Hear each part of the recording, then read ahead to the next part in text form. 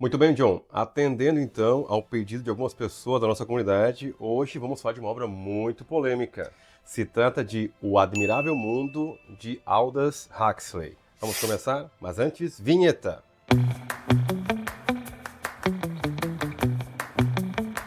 Por que ler Admirável Mundo Novo hoje? E se a paz mundial já tivesse sido alcançada? Se o sofrimento tivesse sido banido? Se ninguém precisasse mais lidar com a dor, o fracasso, o medo ou a solidão?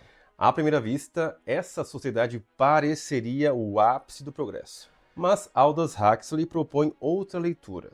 E se para conquistar essa aparente perfeição tivéssemos aberto mão da liberdade, da profundidade emocional, da arte, da verdade ou também da própria humanidade?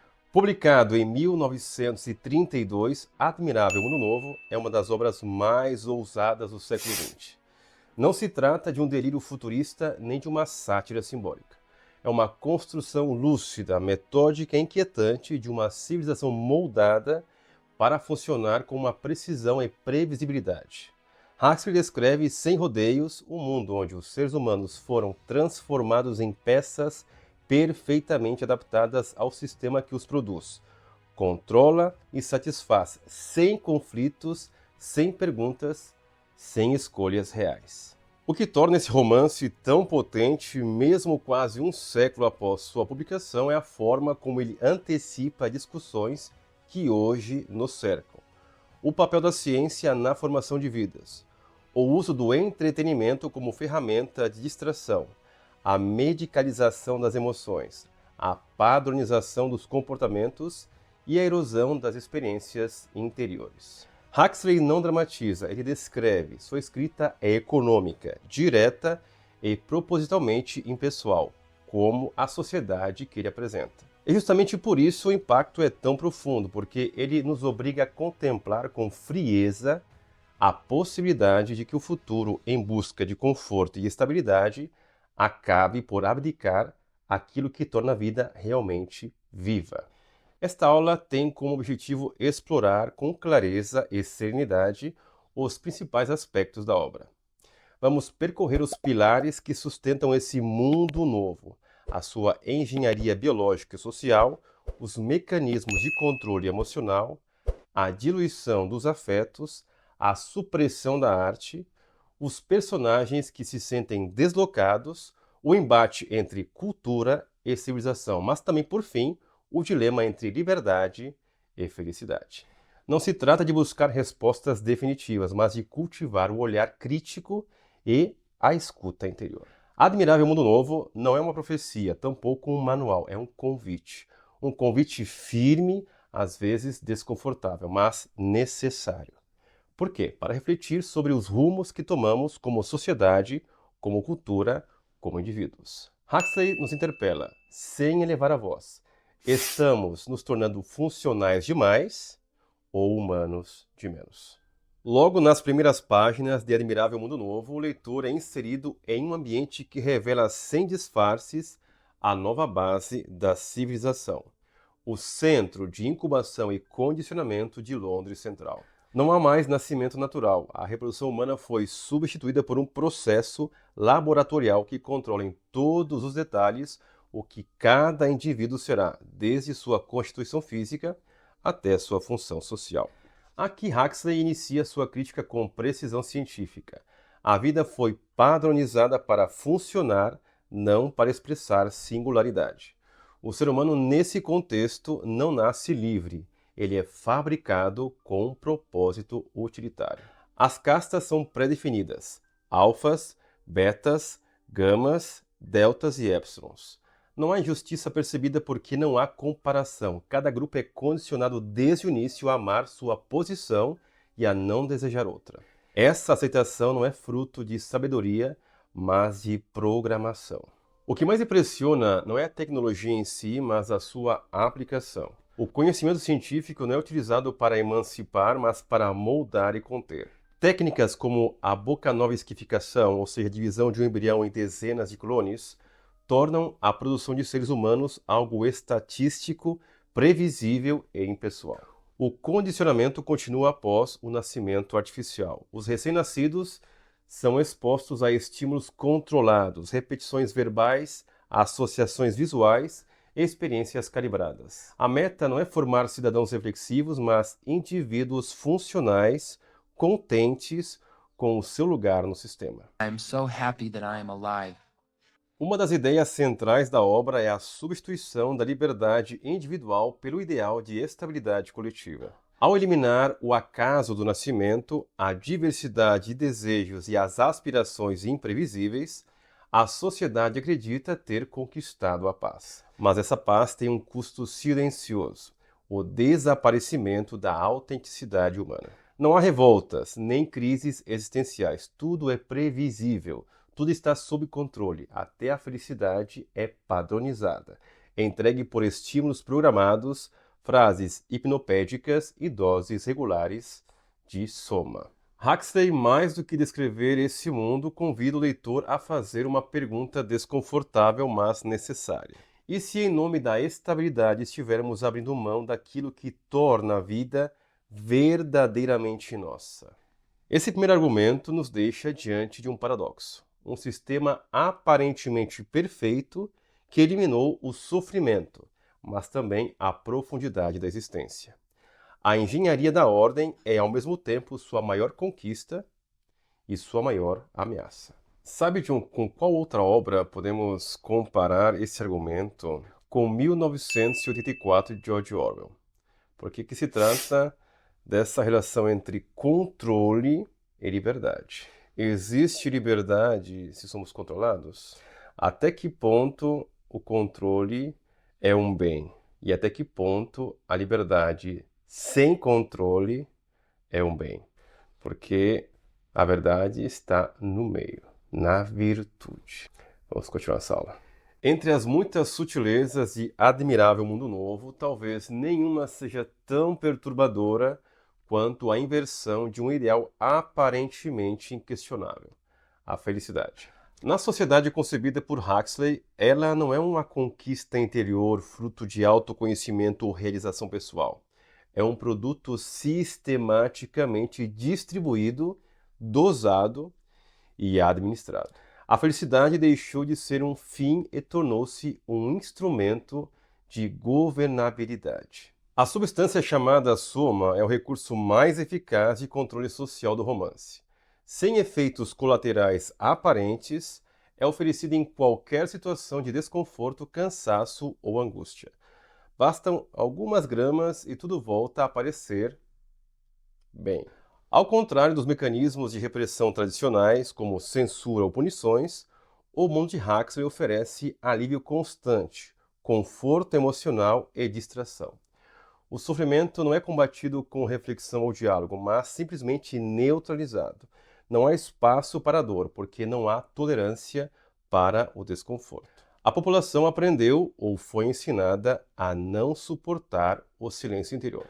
Mais ou menos assim, eles resolvem o problema das pessoas.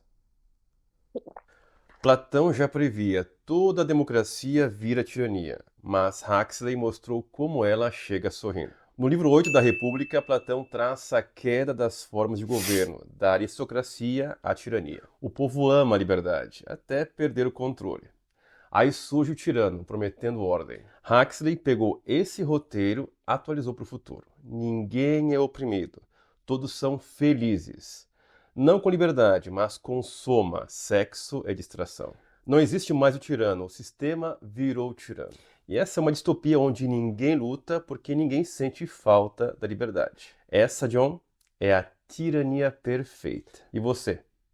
Tá prestando atenção? Vamos continuar essa aula. Além da soma, o entretenimento superficial é onipresente.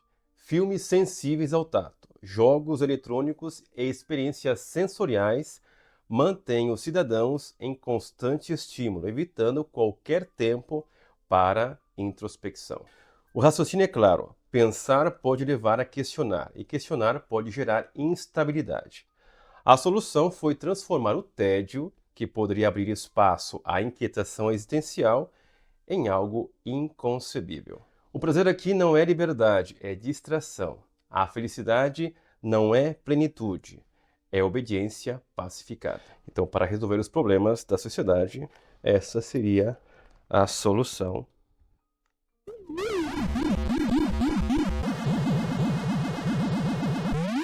Desde a infância, os cidadãos são ensinados a buscar prazer imediato e a rejeitar qualquer forma de privação.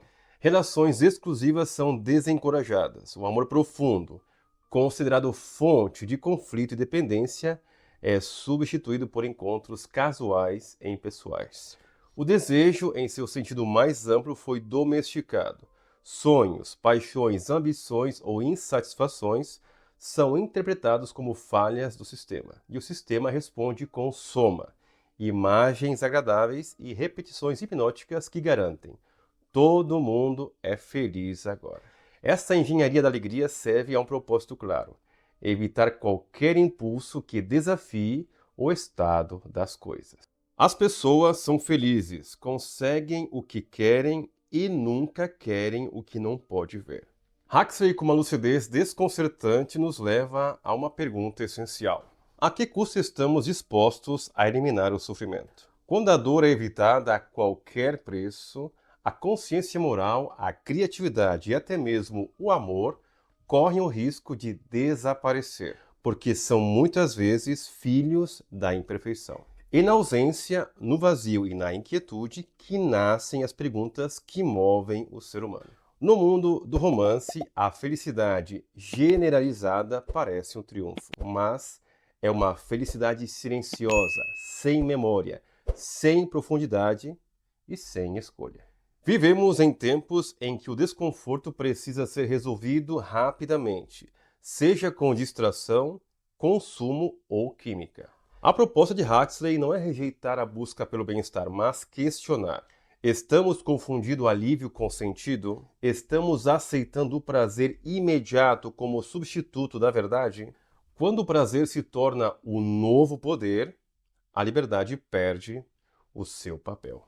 John, aproveito essa pausa café para fazer uma breve digressão. Esse argumento do livro de Huxley me lembra A Metamorfose de Kafka, porque fala da alienação. O ser humano reduzido à sua funcionalidade, é condicionado pela sociedade somente por aquilo que produz. E a pergunta é: o ser humano é aquilo que faz e produz ou aquilo que é?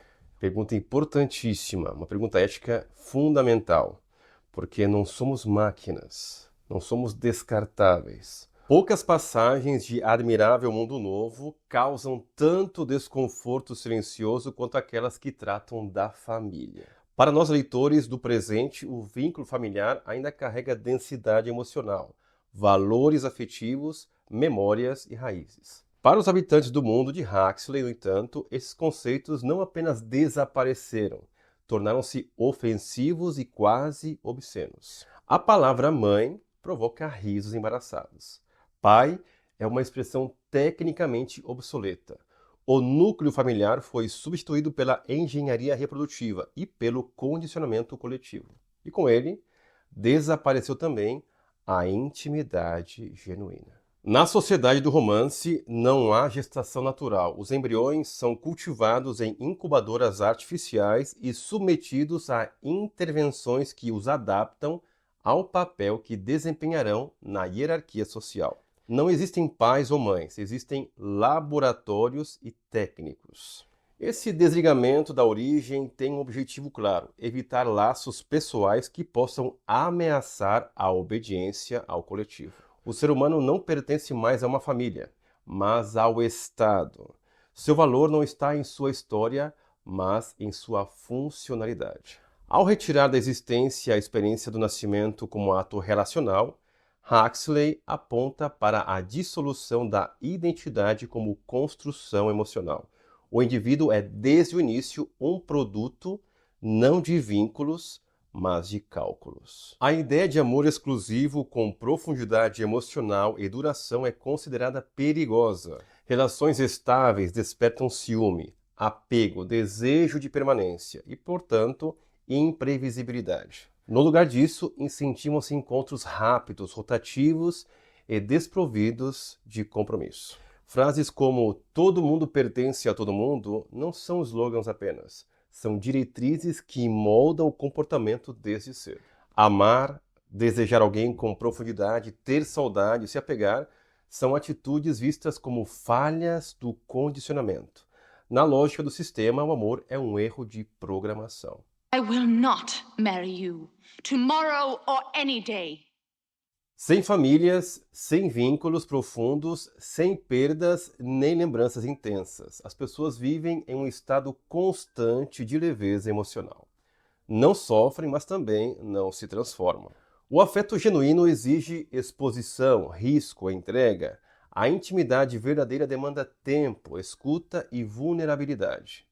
No mundo de Huxley, essas dimensões foram consideradas instáveis demais para coexistir com a ordem social. As emoções, portanto, foram calibradas. O incômodo é tratado com a substância soma. A angústia é neutralizada com o entretenimento. O afeto é substituído por educação emocional funcional.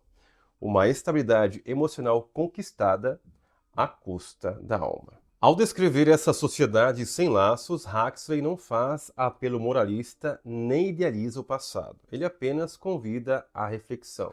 O que resta da experiência humana quando os vínculos são substituídos por conexões eficientes, mas descartáveis? Como se forma a identidade de alguém que nunca pertenceu, nem foi amado de maneira singular? A ausência da família não é apenas a ausência de um modelo social. É a ausência da experiência mais íntima de ser reconhecido, não como função, mas como pessoa. Esse argumento nos leva a um território sensível. Em um tempo em que as relações humanas se tornam mais líquidas, o amor é cada vez mais mediado por algoritmos e a solidão é tratada como falha individual, Huxley nos oferece um alerta sóbrio. Sem vínculos profundos, talvez sejamos mais leves, mas também mais frágeis, mais substituíveis e menos humanos. Sabe, John, faz alguns anos eu vi um filme muito interessante que foi lançado em 97, se chama Gattaca, com ótimos atores, entre eles Uma Thurman e Jude Law. Fala sobre a engenharia genética. A trama, praticamente em síntese, fala da meritocracia devido a essas qualidades impecáveis da genética. Somente aquelas pessoas geneticamente superiores conseguiam escalar a hierarquia da sociedade. Muito, muito interessante. Vale a pena ver. Gattaca. Deixo aí a dica para vocês. Vamos continuar essa aula. A arte nasce da inquietação, da busca por sentido, do confronto com a dor, com a beleza, com o mistério. Ao longo da história, foi justamente nos momentos de crise ou incerteza que as expressões artísticas floresceram com mais intensidade, como se a alma humana precisasse, diante do abismo, deixar um rastro de si mesmo. Mas em Admirável Mundo Novo, não há espaço para crises e, por consequência, não há espaço para a arte verdadeira. Agora vamos ver uma parte bem interessante que nos toca diretamente. A cultura nesse mundo tecnicamente avançado foi reduzida a formas simples de distração. Os filmes sensíveis, por exemplo, oferecem prazer tátil, mas não promovem reflexão. As obras literárias foram censuradas ou reescritas para se adequarem à lógica da estabilidade emocional. Shakespeare, Sófocles e Dante, todos considerados obsoletos porque exigem do leitor aquilo que o sistema mais teme: introspecção. A cultura não foi destruída com violência, foi esvaziada de sentido. O objetivo não é censurar ideias, mas torná-las irrelevantes. O que Huxley revela é que uma sociedade moldada para evitar qualquer forma de sofrimento acaba por considerar a arte, com sua natureza ambígua, provocadora e muitas vezes trágica, um perigo. A música melancólica, o romance dramático, o poema enigmático, tudo isso abre portas para emoções não desejadas. E onde há emoção imprevisível, há instabilidade. Onde há pensamento crítico, há risco. Onde há beleza autêntica, há subjetividade, portanto, individualidade. E o sistema não pode permitir que o indivíduo deseje algo que não esteja previamente previsto. John, essa parte aqui é para ti, hein? Vamos falar de ti agora. Ao trazer personagens como o selvagem John, que aprendeu a ler Shakespeare em isolamento, Huxley cria um contraste profundo. Para ele, a beleza literária e o drama humano são experiências autênticas, embora dolorosas. Ele prefere a tragédia com significado a uma existência anestesiada. Para os demais, seus sentimentos são incompreensíveis, suas perguntas incômodas. A alta cultura, nesse contexto, é vista como um resíduo de um mundo imperfeito. Ela não tem utilidade prática e, por isso, é excluída. Acabaremos por amar a nossa servidão. Quando a arte é descartada, o que se perde não é apenas a estética, perde-se a linguagem da alma. Perde-se o meio pelo qual o ser humano expressa o que não cabe na lógica, no consumo ou na eficiência. A sociedade do romance não precisa mais da arte porque já não precisa mais do espírito. O que existe é uma funcionalidade emocional. A sensibilidade foi domesticada. Quanta atualidade nessa obra! Huxley não idealiza um passado de artistas trágicos nem faz apologia do sofrimento. O que ele aponta com clareza é que a verdadeira arte exige liberdade para sentir, para sofrer, para questionar, para não se adaptar. E que ao sufocar a arte, sufoca-se também a capacidade de o ser humano se reconhecer como mais do que uma peça funcional. A pergunta que resta ao leitor é simples, mas profunda. Que tipo de cultura estamos construindo? E o que ela diz sobre o que valorizamos como humanos? Sabe de qual outro livro me lembra esse argumento? Fahrenheit 451 de Ray Bradbury, porque fala próprio da proibição dos livros, da cultura. E um modo de manipular uma pessoa é proibir a pessoa de ler, porque não desenvolve o espírito crítico. Ou seja, algumas sociedades manipulam os cidadãos, proibindo o próprio o desenvolvimento da cultura, da análise crítica. Isso é um crime, porque não deixa a pessoa liberdade para fazer as próprias escolhas. A liberdade que é a essência do ser humano. Vamos continuar essa aula. No mundo em que tudo foi projetado para funcionar sem ruído, personagens que sentem mais do que deveriam tornam-se figuras de tensão. Em Admirável Mundo Novo, Huxley nos apresenta 3 desses personagens: Bernard Marx, Helmholtz Watson e John o Selvagem, que por diferentes razões não se encaixam perfeitamente no mundo ao seu redor. Eles são dissonâncias, vozes quase inaudíveis de uma humanidade que resiste à domesticação. Bernard é um alfa, pertence, portanto, à casta superior, mas seu corpo não corresponde à média física esperada para seu grupo. Ele é menor, mais franzino. Esse detalhe biológico desperta nele um sentimento perigoso, a autoconsciência.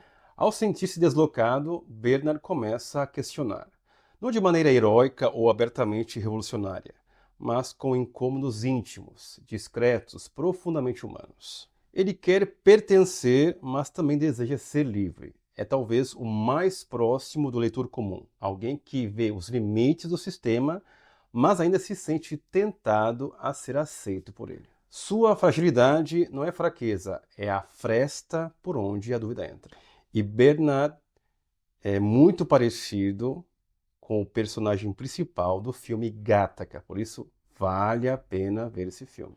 Helmholtz é o oposto físico de Bernard, belo, forte, carismático, mas também carrega uma inquietação ainda mais sutil, o desejo de dizer algo que realmente importe. Como escritor técnico para os canais de propaganda, Helmholtz domina a linguagem, mas sente que sua criatividade está sendo desperdiçada. Os conteúdos que produz são rasos, artificiais, e ele quer mais. Quer tocar, como ele mesmo diz, as profundezas que não se deve tocar. É o arquétipo do artista preso em uma cultura que o impede de criar. Helmholtz percebe que a verdadeira liberdade não está apenas em agir, mas em sentir profundamente e expressar isso com verdade. Muito bem, John, aproveite essa digressão para ressaltar uma vez mais essa leitura. Fahrenheit 451. Porque nós sabemos que os bombeiros, por missão, eles apagam incêndio e salvam vidas. Mas nesse romance, os bombeiros queimam os livros. É uma imagem muito forte, Porque queimar um livro é queimar uma história, queimar uma cultura, é manipular um pensamento. Porque a finalidade aqui não é outra que manipular o pensamento crítico, mas também impedir a individualidade. Diretamente relacionado com a obra que estamos analisando de Huxley, Admirável Mundo Novo. Porque a cultura, a arte, o pensamento crítico é aquilo que nos distingue como pessoas únicas.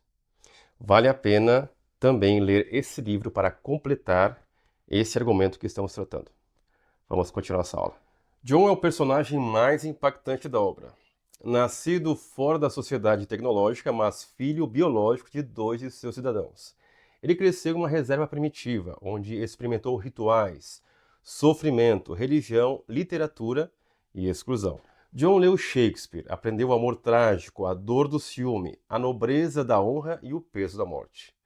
Quando é trazido para o mundo civilizado, não consegue compreender como uma sociedade pode existir sem paixão, sem poesia e sem profundidade. Sua presença funciona como um espelho, não para os outros personagens, que o veem como exótico ou incômodo, mas para o leitor. John sente tudo o que nós ainda sentimos ou deveríamos sentir. E, ao não se adaptar, ele revela o preço silencioso que essa sociedade pagou por sua aparente perfeição.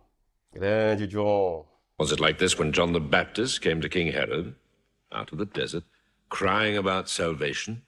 Esses 3 personagens nos mostram que nem toda resistência é revolucionária no sentido clássico. Em Huxley, resistir pode significar 3 coisas diferentes. Primeiro, sentir-se deslocado e não fingir pertencimento, que é o caso de Bernard. Mas também desejar criar com verdade mesmo no ambiente que sufoca a autenticidade, que é o caso de Helmholtz. E por último, recusar-se a aceitar uma vida sem dor, mesmo que ela venha com conforto, que é o caso de John.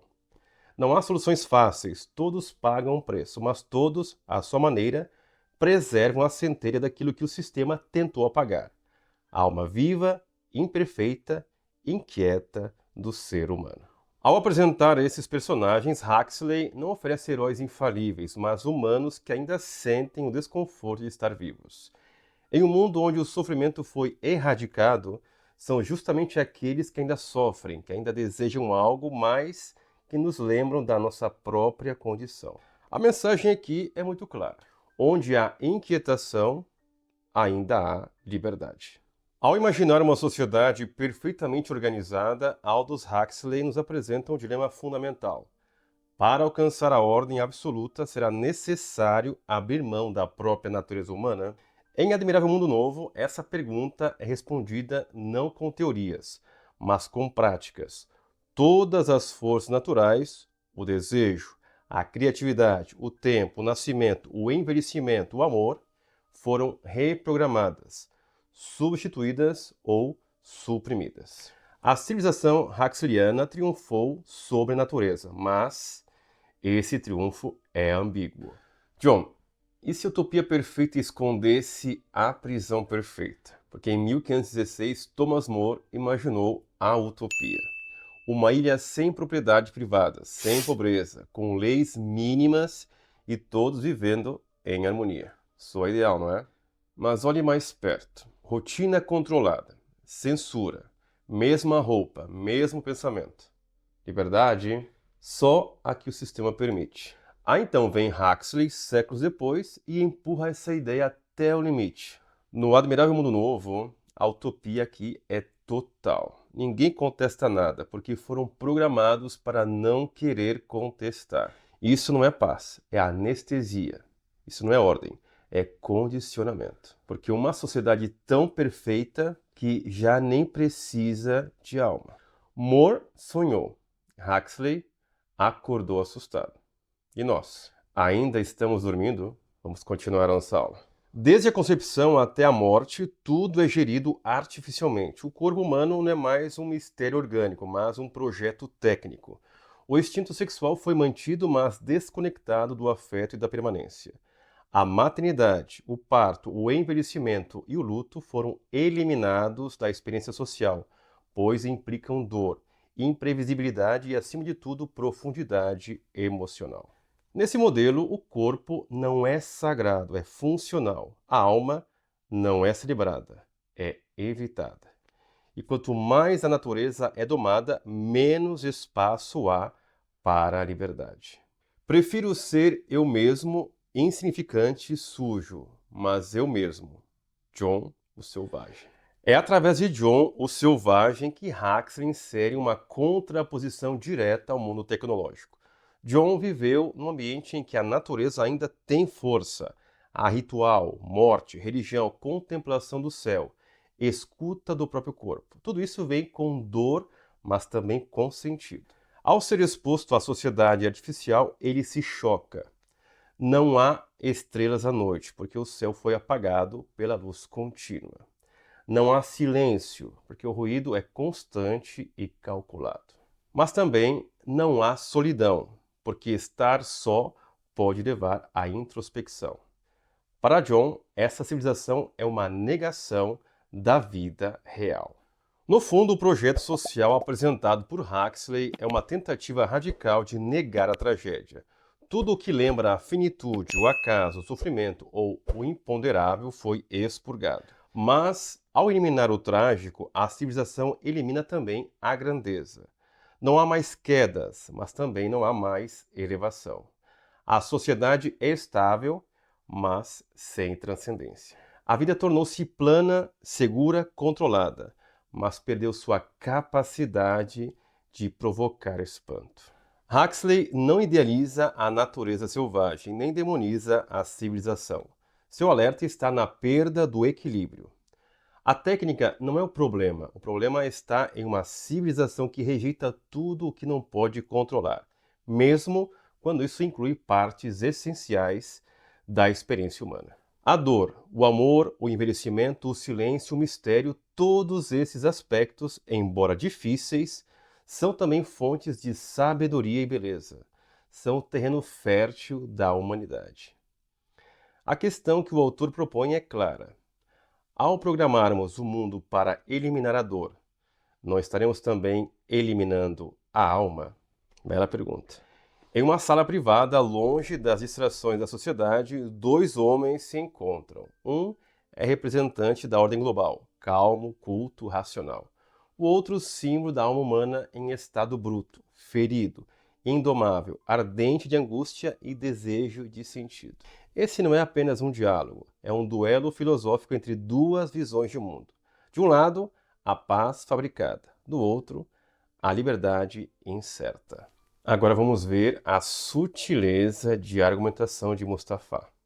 É muito sutil e muito perigoso. Mustafa Mond não é um vilão, ele é um homem lúcido, sabe o que foi perdido e sabe por que foi. Ele leu Shakespeare, estudou religião, ciência, história, e ainda assim escolheu abrir mão de tudo isso por aquilo que considera o bem maior, a estabilidade social permanente. Sua lógica é implacável. A verdade pode gerar sofrimento. A liberdade pode gerar caos. A arte pode gerar insatisfação. Portanto, todos esses elementos foram sacrificados. Ele não esconde nada de John. Ao contrário, explica com franqueza. O sistema não é uma prisão, diz ele. É uma escolha pela paz. Uma paz sem profundidade, mas sem guerra. John, em contrapartida, representa tudo que foi excluído. Traz na pele o contato com o sofrimento, o sagrado, o amor e o desespero. Ele não deseja uma vida perfeita, deseja uma vida autêntica, mesmo que venha com dor. Seu grito final, profundo e trágico, ecoa uma síntese de todo o romance. Quero o direito de ser infeliz. É uma declaração de independência espiritual. John não pede segurança, pede verdade. Não exige prazer, exige profundidade e aceita pagar o preço por isso. A grande força do romance está em não oferecer respostas fáceis. Mustafa Mond não é tirano, John não é santo. Ambos são coerentes, ambos têm razão, sob diferentes perspectivas. Esse equilíbrio é desconcertante. Huxley não impõe o julgamento, ele nos entrega o dilema intacto para que pensemos por conta própria. A pergunta silenciosa que fica é: estamos dispostos a viver plenamente com tudo o que isso implica? Ou preferimos uma existência administrada sem grandes perdas, mas também sem grandes alturas? John F. Kennedy said, "An error doesn't have to become a mistake until you refuse to correct it." O desfecho do romance não resolve, ele abre. John, incapaz de suportar a distância entre o seu ideal e o mundo ao redor, se isola.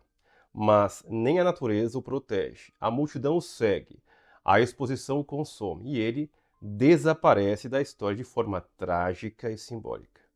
Não por fraqueza, mas porque seu espírito não encontrava mais lugar naquele mundo.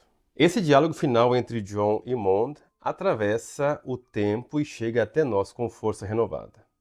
Em uma era em que o conforto é prioridade, em que a dor é medicalizada, o silêncio é evitado e o tempo preenchido, a pergunta de Huxley continua válida. Que tipo de humanidade desejamos cultivar? Uma humanidade protegida ou uma humanidade inteira com suas grandezas e quedas? Que bela pergunta. Muito bem, John, vamos agora fazer uma síntese dessa aula que nós organizamos em 7 argumentos para facilitar o entendimento. Vamos então começar. 1, 2, 3, ação! No primeiro argumento, nós analisamos a organização social do mundo criado por Huxley, onde os indivíduos são biologicamente programados e emocionalmente condicionados desde a origem. Aponta a racionalização extrema como um projeto de controle que transforma a sociedade em um sistema de precisão eficiente, mas sem alma. O segundo argumento explora como a identidade pessoal é diluída em um sistema que valoriza apenas a funcionalidade. O ser deixa de ser sujeito e passa a ser peça. A ideia de escolha é substituída por adaptação e a liberdade pessoal torna-se supérflua diante da estabilidade coletiva. O terceiro argumento investiga o paradoxo central da obra. Seria melhor viver em paz, mesmo à custa da verdade e da liberdade? A aparente harmonia do mundo novo esconde uma tensão profunda, o sacrifício da consciência crítica em troca de conforto emocional. Aqui emerge a discussão sobre o que realmente significa viver plenamente. No quarto argumento, abordamos os espaços de resistência silenciosa, o amor autêntico, a criação artística e a dimensão interior. Mesmo em um mundo onde tudo parece estar sob controle, ainda restam instâncias que escapam, e nelas vive a possibilidade da alma não domesticada. No quinto argumento, o encontro com o selvagem revela o confronto entre duas formas de existir, uma baseada no controle e no prazer, outra no sofrimento, mas também na liberdade de escolha. O incômodo que ele provoca não é um ruído externo, mas um apelo à lucidez, uma lembrança de tudo o que se perdeu em nome da ordem. O sexto argumento aponta como o entretenimento contínuo e o consumo imediato se tornam instrumentos de contenção da consciência. O excesso de estímulos não desperta, adormece. Aqui a sociedade não é reprimida com dor, mas sedada com prazer, tornando-se desnecessária qualquer forma de contestação. O sétimo argumento reflete sobre a impressionante atualidade desta obra. Os mecanismos de controle tornam-se mais sutis, mais aceitos, às vezes até desejados. Huxley nos adverte: o verdadeiro perigo talvez não esteja na tirania evidente, mas na perda gradual da liberdade sem que ninguém perceba que está perdendo. Muito bem, John, mais uma missão cumprida. Agora vamos à conclusão desta aula, mas antes, John, deixa aqui na descrição desse vídeo um link para aqueles que queiram adquirir o e-book dessa aula. Vamos lá então. Quando Huxley publicou O Admirável Mundo Novo em 1932, o mundo vivia entre guerras, esperanças tecnológicas e o medo do totalitarismo. Muitos viram em sua obra apenas uma sátira provocadora, uma distopia improvável, exagerada. No entanto, o que o tempo revelou foi algo mais inquietante. O romance não descreve um futuro absurdo, mas antecipa um presente possível. Não se trata de prever uma catástrofe, trata-se de apontar uma transformação sutil, silenciosa e tecnicamente eficaz da alma humana. E, acima de tudo, de fazer uma pergunta que atravessa todas as gerações. O que estamos dispostos a sacrificar em nome da ordem, do conforto e da segurança? Ao longo dessa aula, vimos como Huxley constrói uma sociedade onde tudo funciona, mas quase nada pulsa. A dor foi neutralizada, a arte foi esvaziada, o amor foi diluído, a verdade substituída por consenso e a liberdade convertida em algo que as pessoas nem mais sabem desejar. Diante disso, o que o autor propõe não é a nostalgia nem pessimismo, é lucidez. Ele não nos diz o que pensar, ele nos oferece o cenário para que possamos decidir por nós mesmos. Admirável Mundo Novo continua sendo lido não apenas porque é relevante, mas porque, de certo modo, ele nos lê. Observa como vivemos, como organizamos nosso tempo, como educamos os sentimentos, como evitamos o silêncio. Ele nos pergunta, sem apontar o dedo, duas coisas. Que espaço ainda damos ao mistério, à profundidade, à dor que transforma? E também o que fazemos com a nossa solidão e com a nossa liberdade interior. Huxley nos oferece o espelho. O que vemos nele depende de nós. Ao terminar a leitura dessa obra, não é necessário temer um futuro tecnológico ou condenar o presente. A resposta mais poderosa é talvez a mais discreta: cultivar em silêncio os elementos que esse mundo do romance tentou abolir. Escutar a própria alma, cultivar vínculos reais, mesmo imperfeitos, celebrar a arte que inquieta, e ser livre, mesmo que isso signifique às vezes sofrer. Buscar uma verdade que não se submeta à utilidade, esse é o gesto de resistência mais serena e mais nobre. Continuar profundamente humano, mesmo quando tudo ao redor parece sugerir o contrário. Nos vemos no próximo domingo.